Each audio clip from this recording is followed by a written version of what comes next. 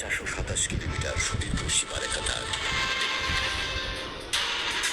একজন সাহসী সন্তান জীবন বাজি রেখে দিন রাত 24 ঘন্টা সদা প্রস্তুত থাকে এই সীমান্ত রক্ষায়।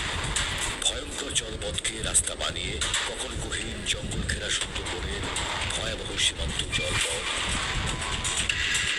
কখনো ভাঙছে বিপদসংকুল পথ। মৃত্যু যেখানে প্রতিনিয়ত হাতছানি দেয়, আমার অরক্ষিত মায়ানমারের সীমান্তে নিজের জীবন বাজি রেখে যারা দেশকে দেয় নিরাপদ সুরক্ষা, যাদের বুক চিরে বেরিয়ে আসে একটিমাত্র শব্দ,